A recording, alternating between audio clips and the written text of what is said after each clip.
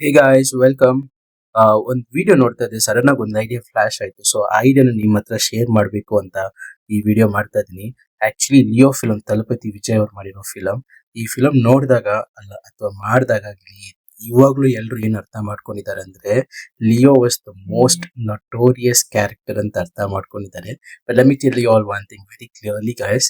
It is not Leo was more brutal. In fact it is Parthiban.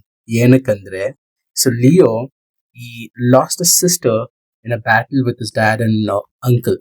ಅವ್ರ ಅಪ್ಪನ್ ಮತ್ತೆ ಚಿಕ್ಕಪ್ಪನ ಜೊತೆ ಆಗಿರೋ ಜಗಳದಲ್ಲಿ ಅವ್ರ ತಂಗಿನೇ ಅವರು ಕಳ್ಕೊಂಡಿರ್ತಾರೆ. But Parthiban is a beast actually.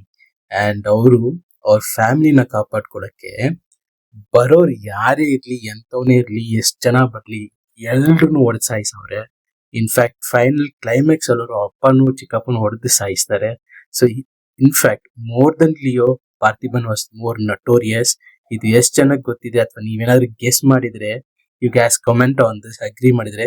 In fact ಒಂದು ಡೈಲಾಗ್ ಬರುತ್ತೆ, ಇಫ್ ಇಟ್ ಇಸ್ ಪಾರ್ಥಿಬನ್ ಇಬ್ರು ಮೂರ್ ಜನ ಸಾಕು ಅಂತಾರೆ ಸಂಜಯ್ ದತ್ ಅವರು. ಇಫ್ ಇಟ್ ಇಸ್ ಲಿಯೋ ಒಂದು ಊರು ಹೋದ್ರು ಸಾಕಾಗಲ್ಲ ಅಂತಾರೆ. No, that is wrong.